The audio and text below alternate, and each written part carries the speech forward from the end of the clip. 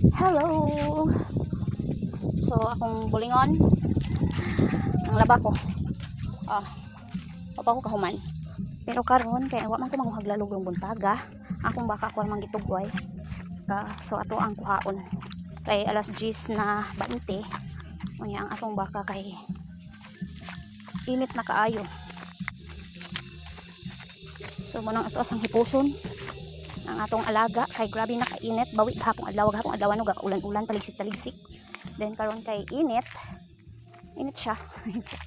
Wala akong baka, kita ba? Where is that my baka? Tara,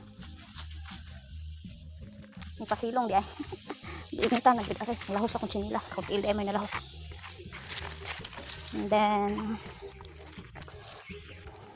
ito sa ning pasilungan kay tawa og initan gid siya kay pasilong naman siya Wala. So ato na siya ning ipuok sa puukan nga dili siya mainitan. Bitaw gi ako sa gi atiman gyud ning bakahan no kanang wala gipalagdas nako kay ngano bason in taon siya mabuntis kay year gid ni siya nga nakapahuway og buntis. Kay kani siya akong baka kaupat na ni mga anak pero kuanta ni siya sundanon ba kanang nanganak no. Dayon abdan og 3 ka bulan mangulag na sad siya. Dayon kung akong paulagan mabuntis siya so dili siya kakuan. Then malutas ang itoy, lutason ako iyang itoy kay tag 5 ka bulan. So before gilutas nako siya na pero ang iyang tiyan ana say nagsugod og sulod, nagsugod og tubo. So last niyang panganak katulo siya nang ulag. Kada bulan siya nang ulag pero katulo nako siya gipa upahan then gipa-iay wa siya mabuntis. Dayon gipapahuway sad nako siya pila ka months nga sige nang ulag. And then mao to ako siyang pausban ako siya pa-iay. And then karon hopefully nga mabuntis na siya kay moduhan naman ni siya kabulan sikad pag-iay. Wala siya mangulag ug balik. So hinaot nga ihatag sa Ginoo nga mabuntis na ni siya. Kay sayangan sad kuno nga akong ibaligya ba niya iilis og lain nga baka. Kay ngano magsugod na pud ko sa uno og buhi. Kay syempre magpatubo na sad ka dayon. Usa pa ka makakita na sad og kanang silbi ginansya nga kuan kanang itoy ba. Diri arita kay hipos ta kay init na. So inana siya. So siya akong gipangayo sa Ginoo nga mabuntis. So may siya. So hinaot nga mabuntis intaw na ni. Bitaw kay dili lalim ning manguha og lalog. Diri na ba? Diri tago na ta kay. Diri na.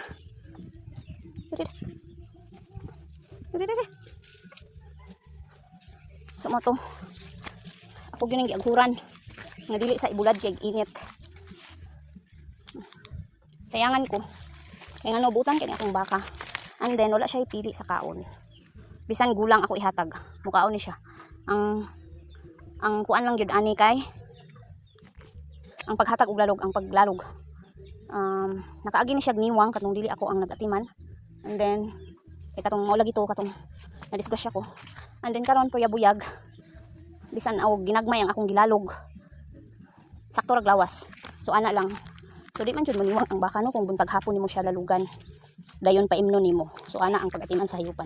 Dili ka siya kaniwang, dili pud siya katambo kanang sakto lang og lawas ba sa hayupan ba nga dili luoy kayo. Dali na.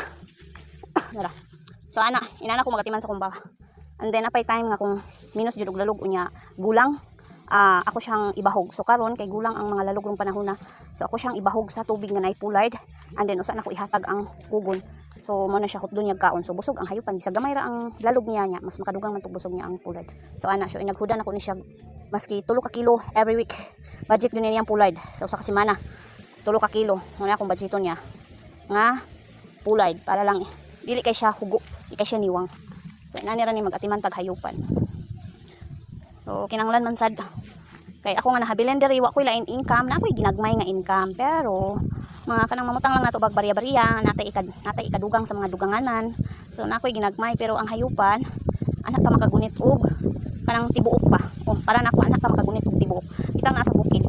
Anak gid ta makagunit og mga tibuok ay sa hayupan kung di ta manapol og pamuhi hayupan.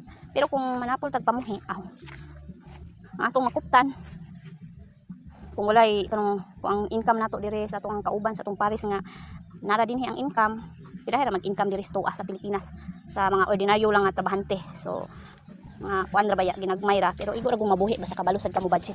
Pero gisad ka kabalo mo budget sa ginagmay nga income aw piting paita.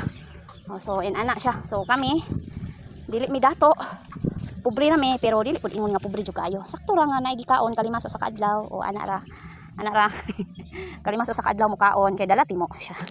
Ana lang. Ayan. Di sad mi ingon nga kanang hayahay kay naglihok mi everyday. Nami isang ano basta kay naglihok kada adlaw para lang na ay mahimo nga mapaabot so ana lang. So dili jud ko mayong hayahay ko. Nakabutang ni, nakabalay ni, nakatukod mi ko galingon. Muna jud na nang lunlon jud mi og mga nang lunlon jud mi kwarta para lang makabarog. And then sabayan na mo og hayupan. So kaning baka nako naka namutang nako nakaginansya nako ani sa way labot sa hago kay normal man jud nga maghago ta para ta na makahayupan ta. So way labot sa hago sa kwarta lang nakalabaw pa sa ginansya ang among na naangkon ani niya. So thankful. And then nasad mi nagian nga mga trahedya sa amo ang kinabuhi. Then katabang sad naay naagi na mo mga trahedya, mga problema nga mamutang tag mga bagyo sa kinabuhi. So nakatabang sad, nakaluwas-luwas sad. Ikaluyan ra sad gyapon. Basta ato lang gyud kamo salig sa Ginoo. Ayaw salig sa mga tawo nga murag ang lantaw nila nimo nga di maliit ka. Ang para nila mura na lang kag ambot na lang. So no. Ato ra ko salig sa Ginoo, ato ko mga kusog, bigong kusog para makapadayon ko sa panginabuhi uban sa akong pamilya ug sa akong mga anak. Nya. May among pangluwas. Ana. So muna siya life sa tao. So mo to. So mo na to. Motiwas ko panglaba. Sana.